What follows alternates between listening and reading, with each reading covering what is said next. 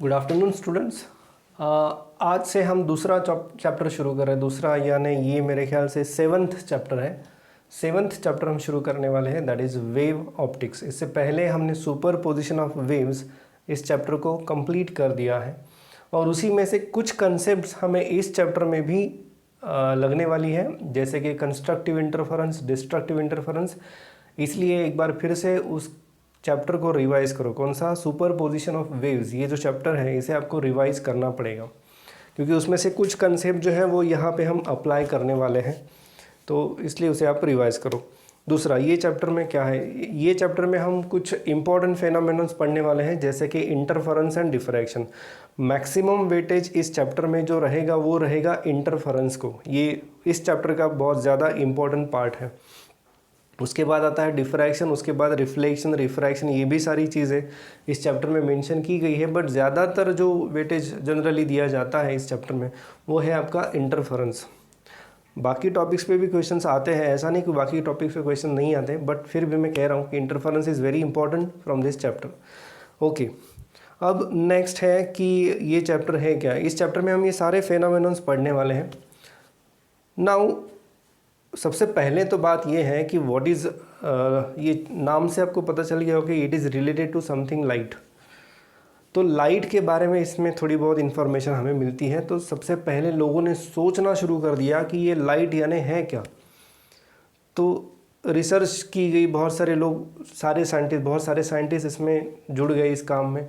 तो पहले आया न्यूटन, और न्यूटन ने कहा कि light is made up of particles, और उस पार्टिकल्स को उसने नाम दिया कॉर्पोस्क्यूल्स। तो आपके पेज पे, पेज नंबर 158 पे न्यूटन्स कॉर्पोस्क्यूलर थियरी है, आप उसे पढ़ सकते हैं। एक छोटा सा पैराग्राफ दिया है। तो न्यूटन ने कहा कि light is made up of corpuscles, और इसीलिए इस थियरी को कहते हैं कॉर्पोस्क्यूलर थियरी। तो न्यूटन ने कहा कि जब भी कोई लाइट सोर्स लाइट एमिट करता है, यानी वो लाइट सोर्स जो है वो उन पार्टिकल्स को एमिट करता है। इस पार्टिकल्स के बारे में न्यूटन ने ये कहा कि this particles are massless, they are hard and rigid. ये ऐसे कुछ प्रॉपर्टीज़ पर, एंड इलास्टिक एज वेल। ये कुछ प्रॉपर्टीज़ वहाँ पे उसने दी हैं इन पार्टिकल्स की। यानी ये पार्टिकल इलास्टिक है, ये कैसे पता चलता है? जब भी ये पार्टिकल्स किसी चीज़ को टकराते हैं तो देयर इज़ अ रिफ्लेक्शन। आपको बोर्ड पे मोबाइल का रिफ्लेक्शन दिख रहा होगा, ये वाला है मोबाइल का रिफ्लेक्शन। सो उसका कहना ये था कि whenever any particle corpuscle collides with the surface, it will get rebounded and the collision will be perfectly elastic collision. And on that basis he tried to explain reflection, but वो ज़्यादा successful नहीं रहा। इस theory में बहुत सारे drawbacks थे, तो वो ड्रॉबैक्स अभी हम देखते हैं। उससे पहले कुछ और पॉइंट्स उसने कहे थे कि ये जो डिफरेंट कलर्स ऑफ लाइट है, ये डिफरेंट कलर्स ऑफ लाइट जो है they are because of different size of those corpuscles. Yes, different colours of light are due to different size of corpuscle, ये उसने कहा। तीसरा पॉइंट उसने ये कहा कि ये जो लाइट है, ये लाइट की जो स्पीड है ये डेंसर मीडियम में ज़्यादा है और रेयरर मीडियम में कम है। फिर से एक बार बता रहा हूँ, लाइट की जो स्पीड है ये डेंसर मीडियम में ज़्यादा है और रेयरर मीडियम में कम है। फॉर एग्जांपल, लाइट की स्पीड ग्लास में ज़्यादा होगी और एयर में कम रहेगी as compare to speed in glass. ये न्यूटन्स के कुछ पॉइंट्स थे कॉर्पोस्क्यूलर थियरी की, ये कुछ पोस्टुलेट्स थे जो उसने कहे थे। बाद में ये पता चला कि speed of light is greater in rarer medium and speed of light is laser in denser medium. तो ये जो न्यूटन का जो पॉइंट था वो डिस्कार्ड हो गया। और एक और पॉइंट था कि अगर कोई भी लाइट सोर्स पार्टिकल्स एमिट करता है तो कुछ दिन बाद उस लाइट सोर्स का जो मास है वो कम होना चाहिए, बट ऐसा कुछ ऑब्जर्वेशन में आया नहीं। लाइट सोर्स का मास वैसे के वैसे ही है, उसमें कोई कमी नज़र नहीं आई। तो इन कारणों की वजह से न्यूटन की जो कॉर्पोस्क्यूलर थियरी है वो डिस्कार्ड हो गई, और उसके बाद आई wave theory that was proposed by scientist Huygens. ये वेव थियरी जो है, ऐसे कई बार हाइजन्स वेव थियरी ऐसा भी नाम दिया गया है। न्यूटन कॉर्पोस्क्यूलर थियरी बहुत छोटा पार्ट दिया है, पढ़ लो उसे। चैप्टर पूरा आपको पढ़ना है, कुछ भी छोड़ना नहीं है, क्योंकि कहीं से भी, जैसे मैंने हमेशा आपको कहा था और अभी भी कहता हूँ कि कहीं से भी कोई भी MCQ या 1 मार्क क्वेश्चन आपको पूछा जा सकता है। तो इसलिए चैप्टर पढ़ना है। आगे बढ़ते हैं। नाउ वेव थियरी, तो वेव थियरी में नाम से ही पता चलता है कि यहाँ पे light is considered as wave, यानी लाइट को वेव नेचर है ऐसा एज्यूम किया गया है। और ये वेव थियरी सबसे पहले सामने रखी थी हाइजन ने। तो हाइजन ने ये कहा था कि light is made up of longitudinal waves.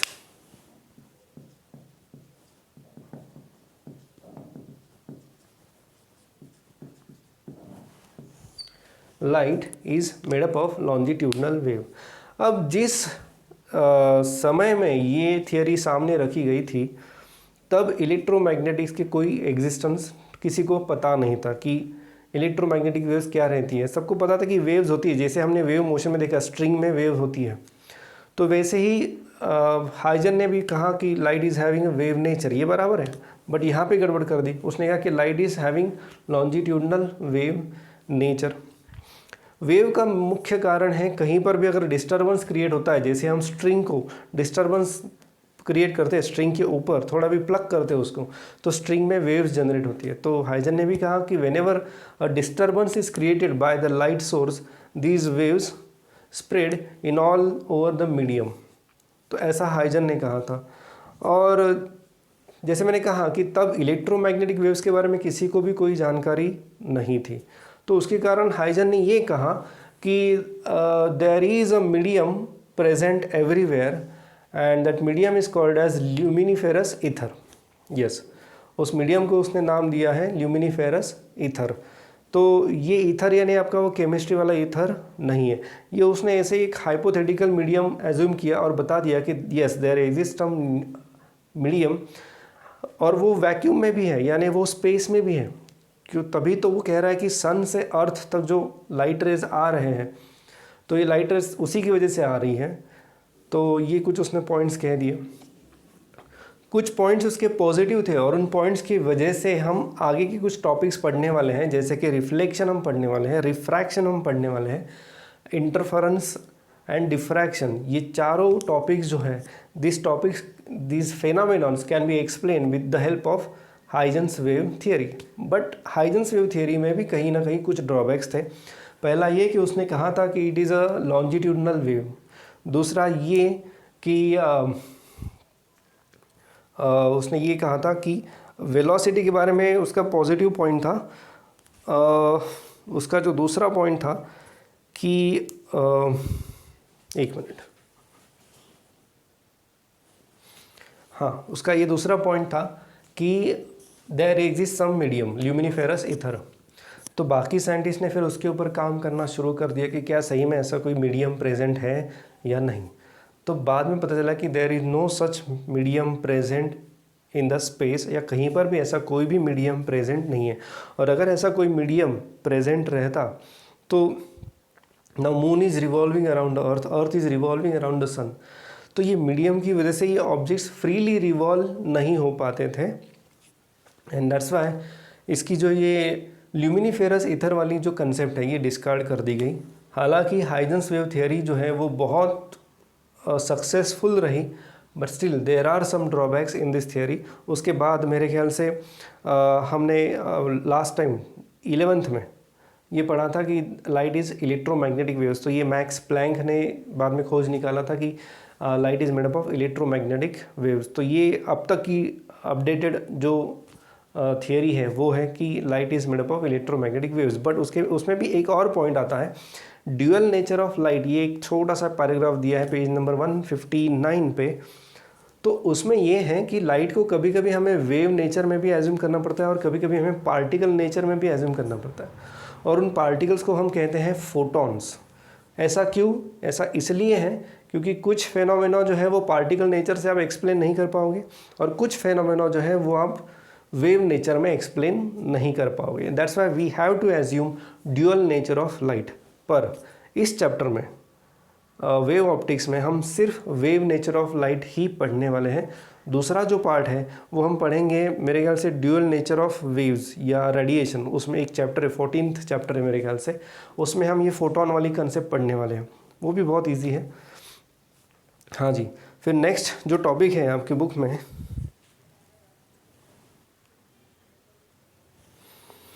ठीक है, तो नेक्स्ट जो कुछ डिस्कशन यहाँ पे दिया है, आगे उन्होंने उनकी थियोरी में कुछ क्लासिफिकेशन ऑफ इलेक्ट्रोमैग्नेटिक वेव्स भी दिए हैं, जिसमें विजिबल लाइट यानी ये जो इलेक्ट्रोमैग्नेटिक वेव्स हैं they are classified into different groups, जैसे ultra violet, infrared, visible, X rays, gamma rays. तो ये जो क्लासिफिकेशन है that depends on wavelength of electromagnetic wave, और ये पूरा क्लासिफिकेशन इसमें दिया है उन्होंने, छोटा सा शॉर्ट में दिया है, और इसका डिटेल जो टेबल है वो हमने 11th में देखा था, वो जो चैप्टर है वो है इलेक्ट्रोमैग्नेटिक वेव्स। ये डिस्कशन यहाँ पे होने के बाद then they are starting Huygens theory. तो ये जो हाइजेंस वेव थियरी है उससे पहले हमें कुछ टर्म्स देखनी पड़ेगी, that is primary source of light and secondary source of light. No, primary source of light वो होता है जो खुद लाइट एमिट करता है, खुद लाइट प्रोड्यूस करके एमिट करता है। For example sun, then we have bulb, then we have LED lamps वगैरह वगैरह, ये सब क्या है, ये खुद लाइट एमिट करते हैं। Then what is the secondary source of light? Secondary source of light जो है वो खुद लाइट बनाता नहीं है, एमिट नहीं करता, it just reflects that light, जैसे कि मून। सो जब ये मून जो है बेसिकली सनलाइट जो है वो मून पे आते हैं और वहाँ से वो लाइट हमें दिखती है, यानी हमें वो मून दिखाई देता है, दैट इज़ द रीज़न। तो moon is secondary source of light. तो जहाँ से लाइट डायरेक्टली नहीं आ रही, यानी वो सोर्स जो है वो डायरेक्ट लाइट बना के एमिट नहीं कर रहा है, उसे हम कहेंगे secondary source of light. Primary source of light वो रहता है जो खुद लाइट प्रोड्यूस करके एमिट करता है, वो रहता है प्राइमरी सोर्स ऑफ लाइट। ये दो टर्म्स आपको पता होनी चाहिए, उसी के बाद हम हाइजेंस वेव थ्योरी पे आगे बढ़ सकते हैं। नेक्स्ट कुछ टर्म्स यहाँ पे बताई गई है, वो है wave front. Now what do you mean by wave front? तो इसका एक बहुत सिंपल एग्जांपल है कि आपने पानी में से पत्थर फेंक दिया, तो पानी में पत्थर फेंकने की वजह से क्या होगा, आपको पता होगा ऐसे सर्कल्स क्रिएट होते हैं, और ये सर्कल जो है वो आगे बढ़ते रहते हैं, ठीक है, that mean they move away from the centre. तो इसमें एक सर्कल का मतलब क्या है कि ये जो इतना पोर्शन है, ये सर्कल जो भी है, ये पार्ट पानी के थोड़ा ऊपर जाता है, फिर उसके बाद ये वाला पार्ट भी थोड़ा ऊपर ही रहता है, यानी वो जो क्रेस्ट क्रिएट होती है पानी के सरफेस पे, वो क्रेस्ट जो है वो ऐसे बड़ी बड़ी हो जाती है। तो यानी मैं ये बोल सकता हूँ कि all these points are on the crest, all these points are on the crest. तो यानी वैसे कि हमारे फिजिक्स के टर्म्स में कहा जाए, so all these points on this circle are in same state of vibration. All these points on the circle are in same state of vibration, यानी all these points are in same phase. और ये जो है ये पूरी line, it is a set of those points. तो wave front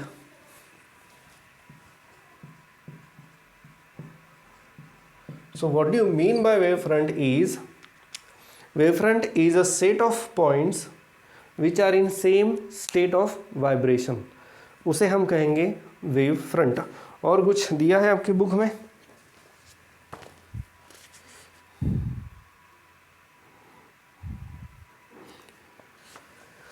हाँ जी, अब हम बात करने वाले हैं स्फेरिकल वेव फ्रंट, ये था circular wave front, plane wave front वगैरह वगैरह, तो वो भी हम थोड़ा सा देख लेते हैं। उससे पहले एक और चीज़ मैं बता देता हूँ कि हाइजन ने ये भी कहा था कि velocity of light in denser medium is less than velocity of light in rarer medium. ये हाइजन ने एक करेक्ट पॉइंट बोला था, फिर भी कुछ प्रॉब्लम्स है, कुछ ड्रॉबैक्स है, तो ये थियरी भी डिस्कार्ड की गई, बट फिर भी हम ये थियरी पूरी पढ़ने वाले हैं, इसके ज़रिए हम कुछ फेनोमेनस देखने वाले हैं।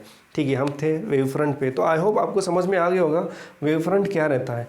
दिस इज़ अ सोर्स, यहाँ पे आपने पत्थर फेंक दिया पानी में, तो पत्थर फेंकने की वजह से now there is a disturbance created on the surface of water, और ये डिस्टर्बेंस जो है it travels away from that centre, और वो डिस्टर्बेंस है ना, it is nothing but a wave, that wave travels away from the centre.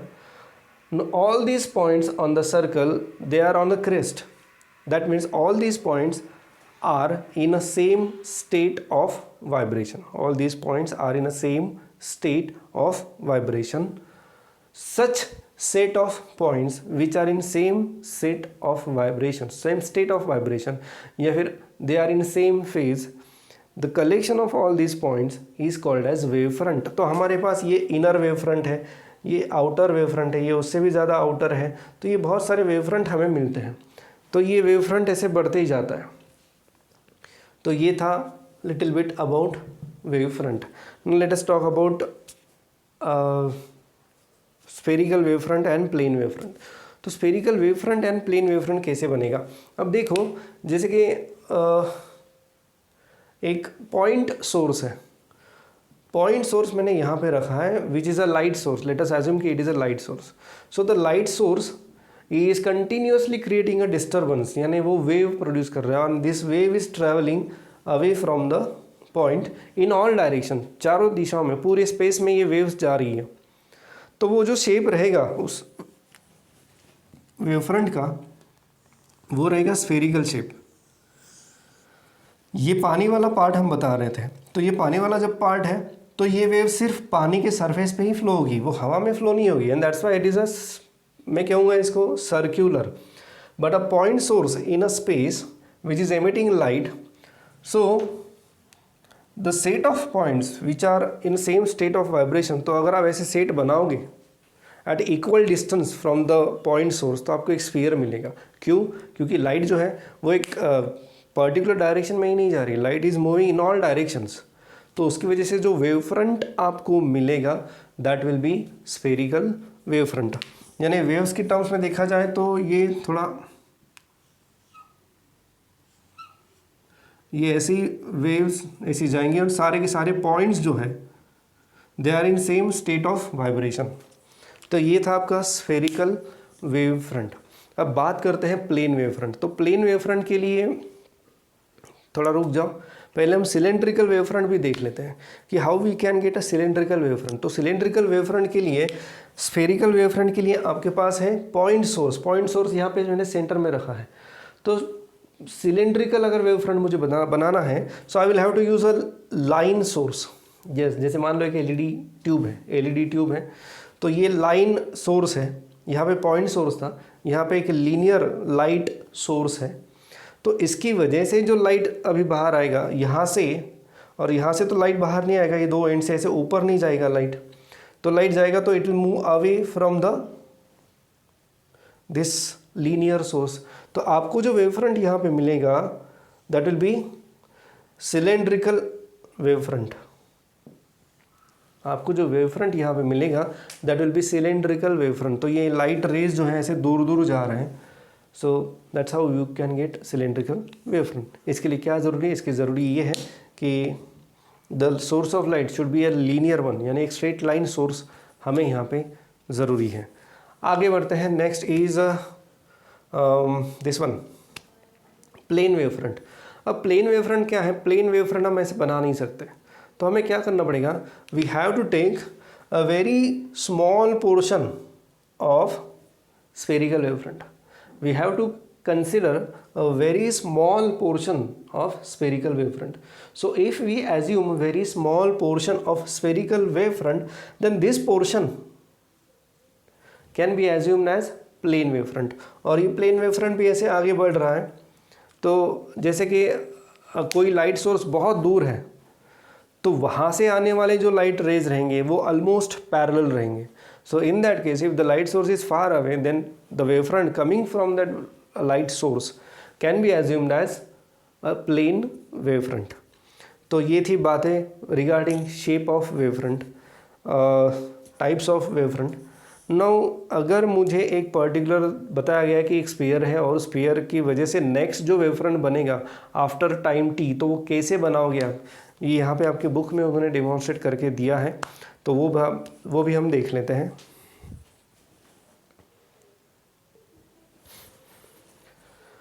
Construction of wavefront देखने से पहले हमें पहले हाइजेंस प्रिंसिपल, या फिर हाइजेंस क्या कहते हैं उसे, यहाँ पे आपके बुक में नाम है हाइजेंस प्रिंसिपल, ठीक है, हाइजेंस प्रिंसिपल हमें देखना पड़ेगा। अभी क्या है कि आपके टेक्स्ट बुक में बहुत ज़्यादा टेक्स्ट उन्होंने ऐड किया है, इतना ज़्यादा टेक्स्ट जो था पहले बुक में था नहीं, और बहुत सिंपल था वो जो भी था पुराने बुक में, बट ठीक है अभी कोई बात नहीं, ये करना पड़ेगा हमें। तो सबसे पहले बात करते हैं हाइजेंस प्रिंसिपल। हाइजेंस प्रिंसिपल देखने के बाद हम देख पाएंगे construction of wave front. Rather prediction of next wave front after time T.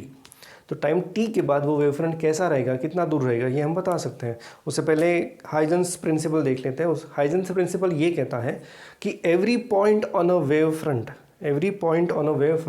acts as a secondary source of light emitting wavelets in forward direction। Wavelet यानी वेव्स, लाइट वेव्स को ही wavelet कहा गया है। And we can also construct the wave front by having a envelope of all these wavelets. ये wavelets जो है इसका हम एक एनवलप अगर बनाते हैं तो हमें नेक्स्ट वेव फ्रंट भी मिलेगा। इसमें इम्पॉर्टेंट ये था कि every point on the wave front acts as a secondary source of light emitting light in forward direction. Light coming in backward direction is ineffective, क्योंकि वो सेकेंडरी सोर्स ऑफ लाइट है। Ineffective क्यों, ये मैं अभी बता देता हूँ आपको। पहले तो है हमारे पास एक प्राइमरी सोर्स ऑफ लाइट, और इसकी वजह से जो पहला वेव फ्रंट मुझे मिला वो ये मिला। मैं थोड़ा अभी डायग्राम के लिए बड़ा बना देता हूँ इसको। तो पहला जो वेव फ्रंट मुझे मिलेगा वो कुछ इस प्रकार से रहेगा।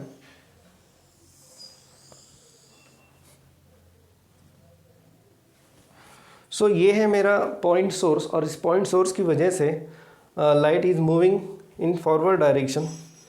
तो अब ये पहला वेव फ्रंट है। Now every point on this wave front is acting as a secondary source of light. Now I want to have position of a wave front after time t, position of wave front after time t। तो position of wave front after time t कैसे मिलेगा, यानी I will have to find out how much distance that light is traveling in time t। so that distance is equal to velocity into time। velocity of light is denoted by symbol c and t is time। तो इतना distance मुझे लेना पड़ेगा, और इतने distance की radius लेके मुझे यहाँ पे सर्कल्स ड्रॉ करने पड़ेंगे। अब ये परफेक्ट सर्कल्स नहीं दिख रहा है, ठीक है। अब यहाँ पे ये कहना चाहता हूँ मैं कि ये एक पॉइंट है, ये एक पॉइंट है, ये एक पॉइंट है और ये एक पॉइंट है। All these points are emitting light, they are acting as a secondary source of light and hence they are emitting light in forward direction।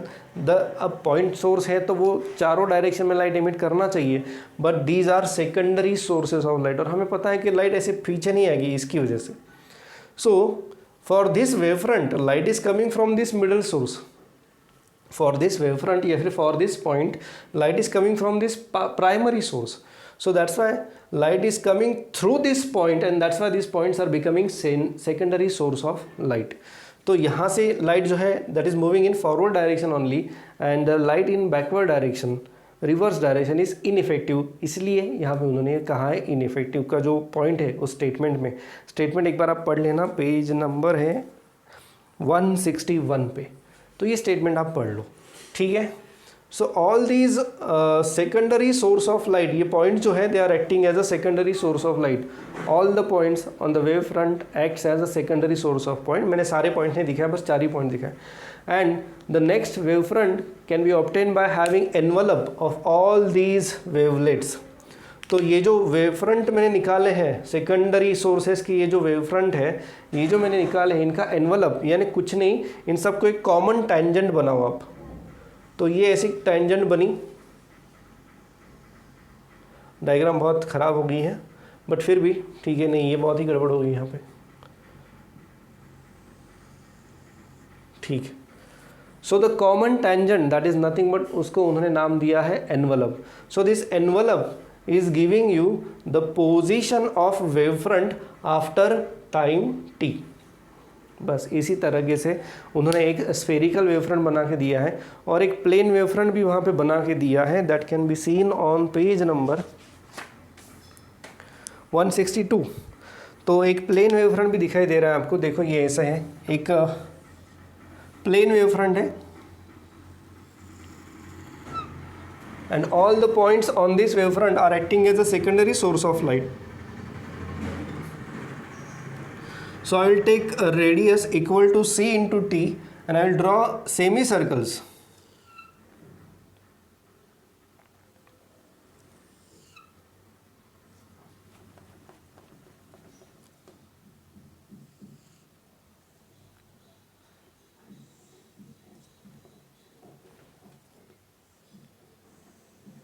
ये इस तरह से ये सेमी सर्कल्स मैंने ड्रॉ किए and envelope to this semi circles यानी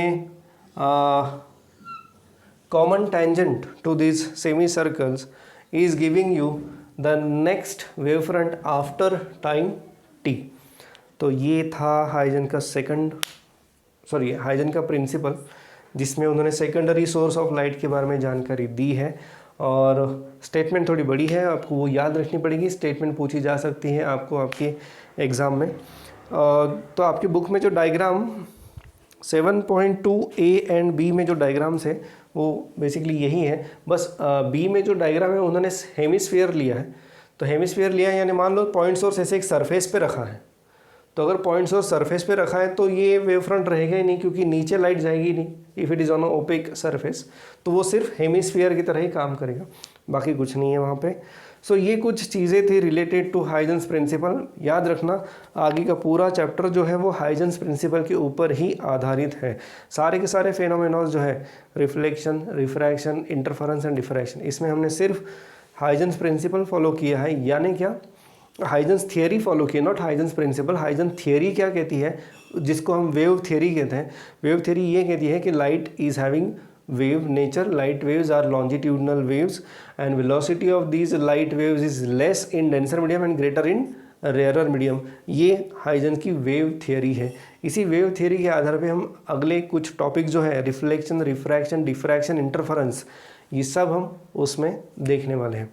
सो अब और एक चीज़ है यहाँ पे बताई गई है, शुरुआत में ही बताई गई है इस चैप्टर में, कि velocity of light, as light is a electromagnetic wave, तो velocity of light in a particular medium depends on permittivity and permeability.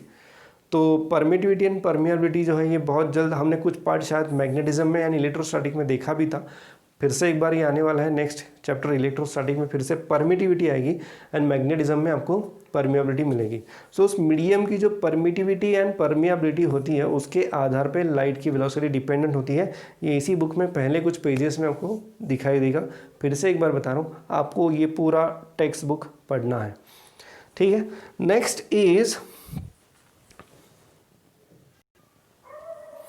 जहाँ में ये डायग्राम्स दी हैं उसके नीचे उन्होंने कहा है कि Huygens wave theory is empirical theory and there is no reason why backward lights are ineffective. Backward यानी ये जो लाइट है, ये जो हम कह रहे हैं कि light is effective in forward direction, it is ineffective in backward direction, तो उसका कोई खास ऐसी कारण नहीं है। फिर भी हम हाइजेंस वेव थ्योरी यूज़ कर रहे हैं इस पूरे चैप्टर में।